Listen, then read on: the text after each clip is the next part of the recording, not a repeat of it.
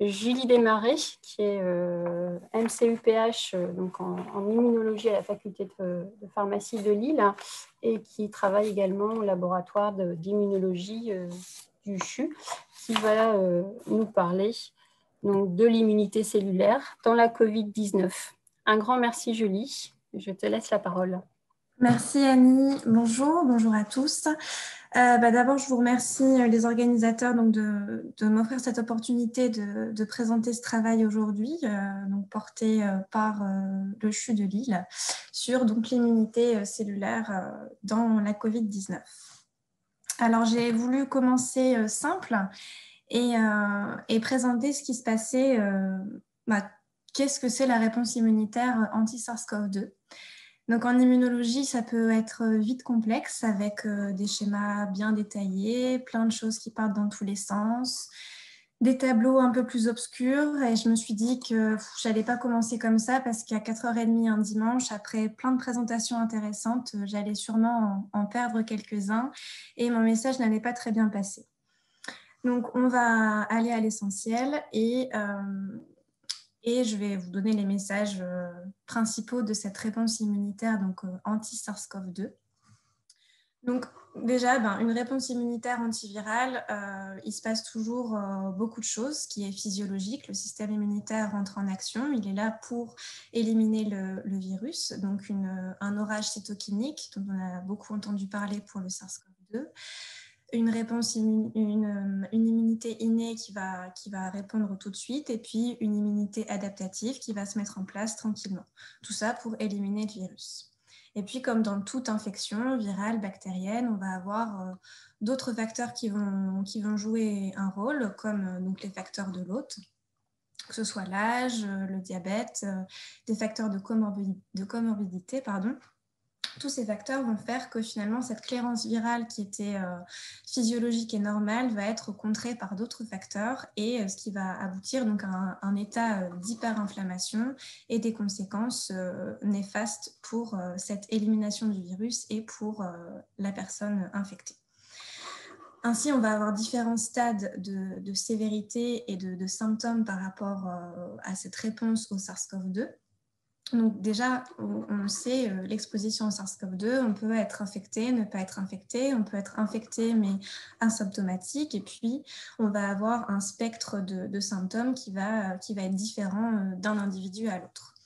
Donc on peut avoir une immunité qui se met en place qui va être protectrice avec des anticorps neutralisants, avec une réponse modérée et puis parfois, dans certains cas, avec comme je le disais tout à l'heure, des facteurs de comorbidité, on va avoir un système immunitaire qui s'emballe et qui ne va pas prendre ce contrôle du virus. On va avoir des conséquences locales de cet orage cytokinique non maîtrisé, avec par exemple le syndrome de détresse respiratoire aiguë, dont on a beaucoup entendu parler puisqu'il va entraîner une mise sous oxygène des patients et un accès limité à ces masques, et puis parfois aboutir également à une défaillance multiviscérale et au décès dans le pire des cas. Donc pourquoi le système immunitaire est si important ? Déjà pour combattre le virus, et puis aussi parce que ce soit pour l'infection SARS-CoV-2 ou pour d'autres types d'infections bactériennes et virales, le système immunitaire va être très important pour suivre la réponse à cette infection et servir de stigmate de cette réponse immunitaire. Donc, on le voit ici pour la réponse, l'infection et la réponse au SARS-CoV-2. On va avoir l'infection virale avec la présence du virus qui est détectable et donc les tests diagnostiques qui sont actuellement utilisés, notamment ce test de référence qui est la PCR en nasopharyngée. Anne Goffard en a parlé tout à l'heure. On a également les tests antigéniques qui pourront être utiles à cette phase précoce de l'infection. Précoce, mais plutôt dans les 7 jours. C'est une fenêtre de tir assez limitée pour étudier la présence du virus dans l'organisme. Donc en parallèle de ça et en regard d'autres infections déjà bien étudiées, on peut également étudier donc la mise en place de la réponse immunitaire et notamment la réponse immunitaire adaptative avec les anticorps, les tests sérologiques dont vous avez déjà entendu parler. Les tests rapides, les tests ELISA actuellement donc, utilisés. Donc, la réponse adaptative va se mettre en place en deux étapes. D'abord, les anticorps de type IgM et puis ensuite les anticorps IgG qui, eux, vont perdurer dans le temps. Néanmoins, beaucoup de questions se sont posées, notamment au début de cette première vague, sur la sensibilité des tests sérologiques, sur la valeur de ces tests. Et si on a une sérologie positive, ça veut dire qu'on a été infecté, oui, mais est-ce qu'on est protégé? Est-ce que ce sont des anticorps neutralisants? Est-ce qu'on va être protégé contre une deuxième vague, contre une deuxième infection? Et puis finalement aussi, est-ce que ces anticorps spécifiques, si on les détecte là, au début, à quelques semaines après l'infection, est-ce qu'ils vont perdurer dans le temps également et est-ce qu'on va avoir cet effet protecteur dans le temps? Donc beaucoup de questions se sont posées à ce moment-là et se posent toujours sur les tests sérologiques et cette immunité adaptative, donc plutôt humorale avec les anticorps. Et puis, en parallèle donc, de cette réponse adaptative humorale, on a la mise en place d'une réponse cellulaire, notamment impliquant les lymphocytes T. Les lymphocytes TCD4 et TCD8 qui ont un rôle important également dans cette réponse anti-infectieuse, ici antivirale. Donc, en réponse à toute infection, donc ici au SARS-CoV-2 sur ce schéma, on voit qu'il se passe beaucoup de choses donc, au niveau tout de suite avec la production de cytokines et un système de régulation, ce qu'on a vu rapidement tout à l'heure. Et puis donc en parallèle, on va avoir la mise en place d'une mémoire spécifique de l'agent pathogène. Donc là, ici, spécifique du SARS-CoV-2. Donc, on va avoir les cellules mémoire qui sécrètent les anticorps, qui sont les lymphocytes B. Donc, on va utiliser donc, dans les tests sérologiques plutôt. Et puis, on va avoir les lymphocytes T spécifiques mémoire. Donc, à chaque infection, que ce soit SARS-CoV-2, que ce soit la grippe, que ce soit un rhume, que ce soit n'importe quelle infection, on va avoir une réponse immunitaire spécifique qui va se mettre en place, donc qu'elle soit humorale ou cellulaire, et notamment T. Et ainsi, on se pose la question, est-ce que cette réponse T spécifique mémoire va perdurer dans le temps et va peut-être donner plus d'informations dans le temps que nos tests sérologiques? De plus, ce qui nous a mis un petit peu... ce qui nous a orienté sur cette idée, c'est qu'en fouillant un petit peu la littérature d'une ancienne épidémie de SARS, donc le SARS-CoV-1, qui a eu lieu donc, il y a quelques années en Asie, on s'est rendu compte que cette réponse T spécifique mémoire était en effet détectable encore 11 ans après l'infection. Donc, on s'est dit pourquoi pas étudier cette réponse T spécifique anti-SARS-CoV-2 en parallèle des tests sérologiques. Alors, comment finalement étudier une réponse T spécifique? Alors, un petit peu d'immunologie quand même. On va étudier, donc pour étudier une réponse T, on va étudier sa fonctionnalité au final. Le T, le lymphocyte T, une de ses propriétés, de ses fonctions, c'est de produire une cytokine. Donc, on va, à partir de sang, donc d'un prélèvement sanguin, on va isoler nos lymphocytes T du patient et on va les déposer sur une plaque cotée, donc c'est ce qu'on voit ici, avec un anticorps qui va capter la cytokine produite. On va incuber les cellules en présence d'un stimuli spécifique, donc un stimuli spécifique de l'infection qu'on veut mettre, de l'agent infectieux qu'on veut mettre en avant. Les cellules, pour produire une cytokine, elles ont besoin d'être dans de bonnes conditions. On les met à 37 degrés, température du corps humain, pendant 16 à 20 heures pour leur laisser un peu de temps. Et puis ensuite, on va mesurer cette production de cytokine captée par l'anticorps de capture donc, au fond du puits. Ensuite, par des étapes de détection et de révélation, on va pouvoir mesurer donc, la production de cytokine. Ce qu'on mesure ici, c'est ça. En fait, au fond de la plaque ici, on va avoir une membrane, donc avec notre anticorps et puis toutes les étapes que je vous ai un petit peu simplifiées. Et en fait, un spot, pour la technique ELISpot, correspond à une cellule sécrétrice de cytokine. Donc, cette technique qui permet donc de mesurer une réponse T spécifique Il y a plusieurs étapes, mais c'est une technique qu'on utilise de nos jours pour d'autres contextes infectieux, comme la tuberculose par exemple, ou le CMV. Et c'était des outils qu'on avait dans nos mains, donc à l'Institut d'immunologie à Lille, au CHU, et qu'on a voulu donc tester pour le SARS-CoV-2. Donc, qu'est-ce qu'on s'est dit? Il nous faut donc du sang de patient avec une PCR SARS-CoV-2 positive. Donc, on sait qu'ils ont eu... on ne s'est pas arrêté aux symptômes. On s'est dit il faut aussi qu'ils aient une PCR SARS-CoV-2 positive. Ensuite, on s'est dit quelle cytokine on va détecter.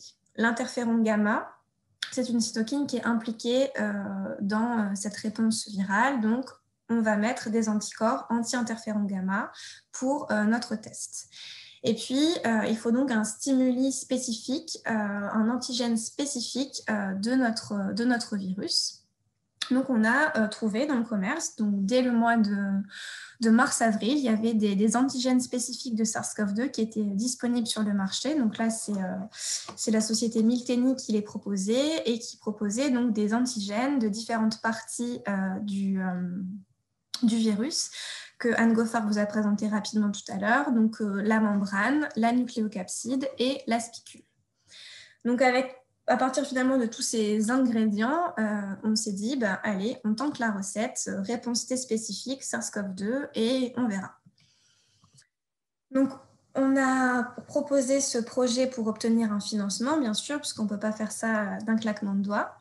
Donc, on a obtenu pour cette étude un budget eSite qui nous a permis donc, de mettre en place notre test, donc l'interféron gamma T-CoV-Spot ou CoV-Spot. Donc, la première étape était évidemment d'étudier la faisabilité de cette étude. Est-ce qu'on peut vraiment étudier la réponse T spécifique anti-SARS-CoV-2? Est-ce qu'ensuite, cette réponse T, elle peut être corrélée avec la sévérité clinique? Et puis, enfin, est-ce qu'on a une corrélation entre cette réponse T spécifique et la sérologie avec donc, les anticorps détectés par les autres techniques qui étaient déjà disponibles à ce moment-là? Donc, à partir de 102 patients, on isole, comme je vous l'ai dit, les cellules d'intérêt, donc notamment les lymphocytes T. On va donc mettre en plaque les cellules, donc les plaques qui contiennent l'anticorps anti-interféron gamma au fond du puits, avec l'antigène d'intérêt, donc soit l'antigène M, soit l'antigène N pour la nucléocapside, soit le S pour la spicule, soit le mélange des trois, pour essayer de gagner en sensibilité. On met donc tout ça à 37 degrés pendant plusieurs heures pour favoriser donc la production de cytokines. Et ensuite, on va révéler et lire donc les spots. Je vous le rappelle, donc chaque point ici, un spot, c'est une production d'interféron gamma. C'est une cellule qui a produit de l'interféron gamma. Donc, vous avez ici un exemple représentatif pour 3 patients avec 3 réponses différentes. On va, à chaque fois qu'on fait un test biologique, avoir un contrôle négatif, un contrôle positif. Donc, ce contrôle négatif, il n'y a rien pour stimuler la production d'interféron gamma. Donc, on ne s'attend à pas de spot, c'est bien ça. Donc là, aucun spot. Et puis ici, contrôle positif, là, on va mettre un stimuli qui va stimuler donc, la production d'interféron gamma par tous les lymphocytes. Donc là, on s'attend à un signal fort, donc ce qui est le cas. Et puis, on voulait voir si chez nos différents patients, donc PCR positive, PCR SARS-CoV-2 positive, on avait donc un nombre de spots, une réponse spécifique en présence des antigènes SARS-CoV-2. Donc, on voit que déjà, selon le type de peptide, donc le type d'antigène utilisé, on va avoir des réponses différentes avec des nombres de spots différents pour des patients donnés, pour chaque patient donné. Et puis, avec le mix, on voit qu'on a quand même une belle réponse, qui est souvent d'ailleurs la somme des 3 réponses. Donc, on a fait ce test d'abord sur une cohorte de 60 patients PCR positifs. Et je le signale ici quand même, on était par rapport à la mise en place du test et par rapport au timing de cette première vague, on était à peu près à 1 mois après le début des symptômes chez ces patients. Donc, on n'était pas au tout début de l'infection, on était donc environ 1 mois après. Donc, on a mesuré cette production d'interféron gamma, ce nombre de spots d'interféron gamma en réponse donc, aux différents antigènes et au mélange chez 60 patients. Ce qui nous intéressait aussi, c'était d'utiliser le mix plutôt que d'utiliser les protéines seules pour gagner en temps et gagner aussi en nombre de cellules. Les patients qui sont malades ont un nombre de lymphocytes qui va être diminué par rapport à des volontaires sains, et le mieux, c'est d'optimiser le nombre de puits, puisque à chaque fois, ici, dans les puits, on va mettre un nombre de cellules donné. Et donc, plus on multiplie les conditions de test et plus on va utiliser les cellules du patient. Donc, ayant un nombre limité de cellules, on va optimiser au mieux ce test. Donc, ici, rapidement, juste pour dire qu'on avait une belle corrélation entre la réponse avec le mix et la réponse face à chaque antigène. Donc, sur notre cohorte de 60 patients, toujours donc, à 36 jours après le début des symptômes. Fort donc de cette constatation, de cette corrélation entre les résultats, on a voulu vérifier la validité de notre test, puisque ça marchait, on avait une réponse, on avait des spots quand on mettait l'antigène, mais finalement, quand on met au point un test comme ça, ce qu'on veut savoir, si c'est bien spécifique. Est-ce qu'un patient qui n'a pas été en contact avec le SARS-CoV-2, lui, est-ce qu'il va bien ne pas faire de spot en présence des antigènes spécifiques? C'était ce qu'on voulait vérifier, puisque finalement, si tout le monde fait des spots, on va perdre cette réponse spécifique.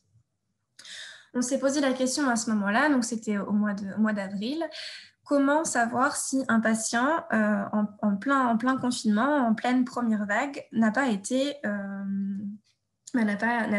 exposé au SARS-CoV-2. Peut-être qu'il a une PCR négative, mais qu'il a été exposé. Peut-être qu'il est asymptomatique, mais peut-être qu'il a été exposé quand même. Donc, on ne savait pas quoi utiliser comme témoin négatif. Donc, ce qu'on a fait, c'est qu'on a pris des cellules congelées d'avant l'épidémie. Ça se fait en immunologie et dans d'autres disciplines, mais donc d'utiliser des cellules qui sont congelées et de les réanimer et de voir ce qu'elles donnent. Donc, on a récupéré des cellules congelées donc, de 2018-2019, avant l'épidémie de Covid-19, donc de patients qui allaient très bien et qui étaient donc capables de produire de l'interféron gamma si ils étaient stimulés. Donc, ce qu'on voit ici, c'est qu'en réponse donc, au mix des 3 antigènes du SARS-CoV-2, M, N et S, on a notre réponse des patients, donc des 60 patients que je vous ai montré juste avant, donc avec une réponse assez éparse, de 0 à 500 spots. Et puis, pour nos 31 contrôles, donc des cellules congelées avant l'épidémie, on voit qu'on n'a vraiment, pour eux, aucun spot ou très peu. Donc une réponse spécifique du SARS-CoV-2 de cette épidémie chez les patients, donc PCR positif. Ce qu'on voulait savoir, c'était aussi la sensibilité du test. À partir de combien de spots on peut dire qu'il y a présence d'une réponse spécifique ou non, et avec quelle force statistique on peut le dire. Donc ça, je vous épargne les détails justement statistiques de cette partie et de cette courbe ROC, mais grâce à notre cohorte de 60 patients PCR positifs, plus une cohorte de confirmation de 112 patients, nous avons mis en évidence qu'au-dessus de 4 spots, on avait une réponse positive pour ce test. Ensuite, ce qui était intéressant à voir, c'était est-ce que le nombre de spots, est-ce que la quantification de cette réponse était associée à des critères de sévérité. Donc, notre cohorte de 60 patients, on l'a divisée en différentes catégories cliniques. Donc, par exemple, les patients sévères, c'était les patients sous oxygène pendant plus de 24 heures.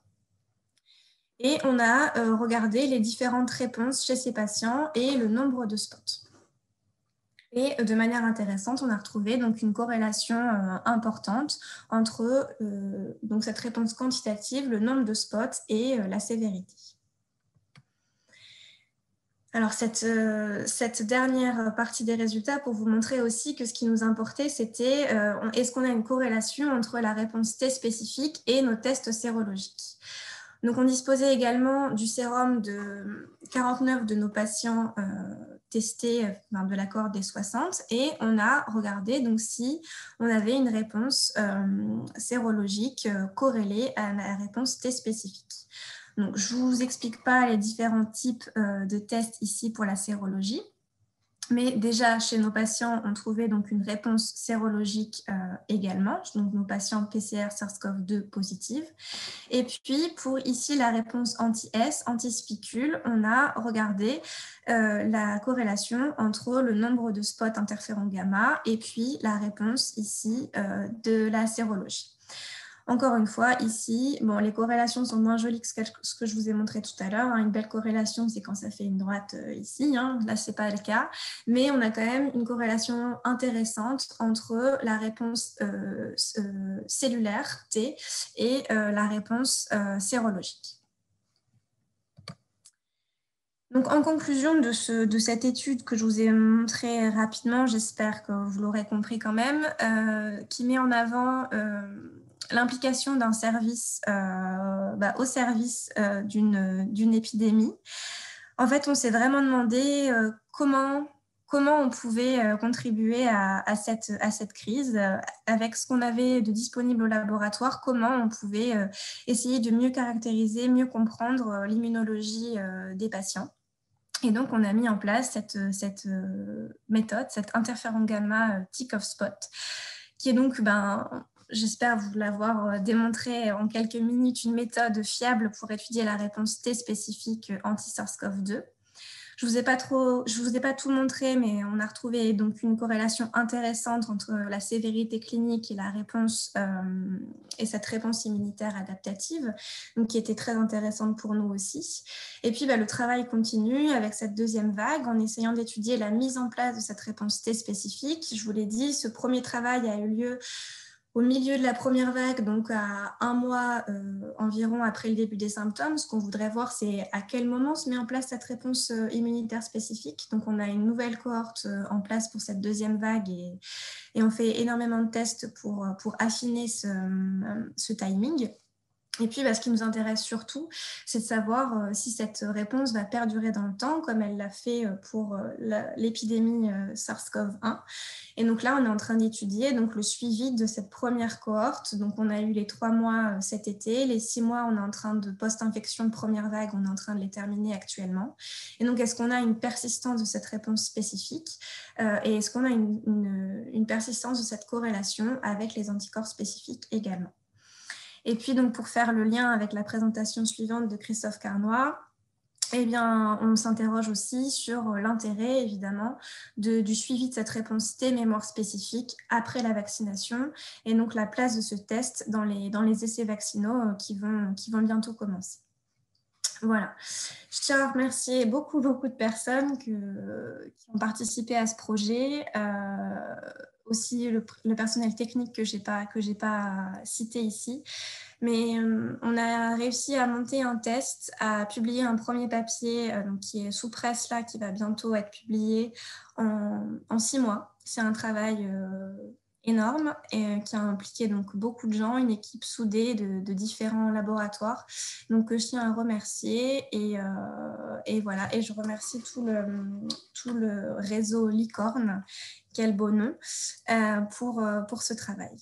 Voilà, merci pour votre attention. J'ai vu que j'en avais perdu pas mal en route et je suis prête à répondre à vos questions.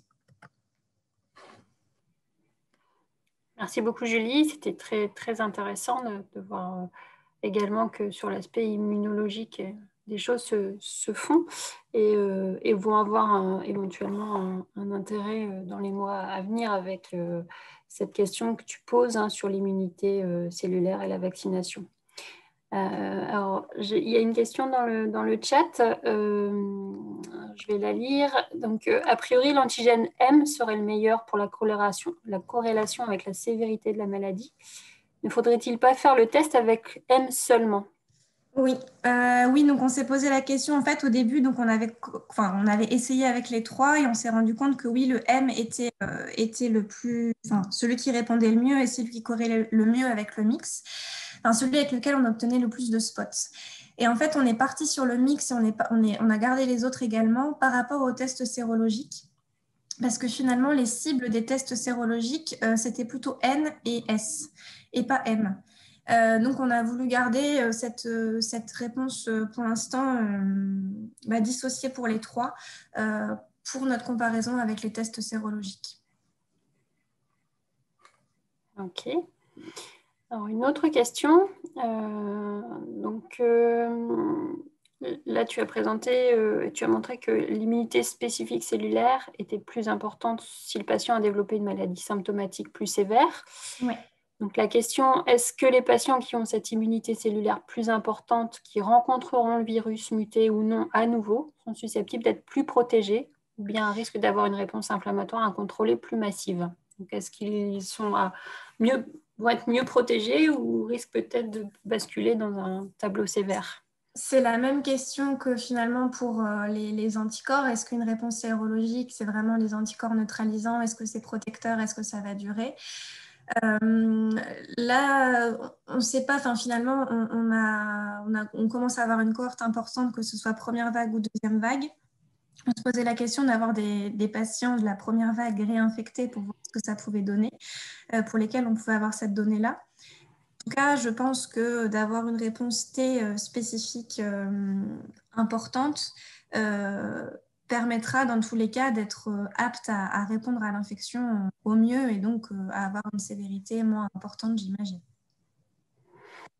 Et là, par rapport à votre étude, là, est-ce qu'on a une idée de la longévité des anticorps produits après Alors, par l'infection? rapport à l'étude, donc là, au suivi à 6 mois en tout cas, donc, les patients de la première vague qui reviennent en consultation ambulatoire, 3 mois et 6 mois après l'infection, dans le cadre notamment de l'étude Discovery, reviennent ou French Covid, enfin des cohortes, voilà, et pour lesquelles on a un dosage des anticorps, un test sérologique, et nous, notre CoffSpot.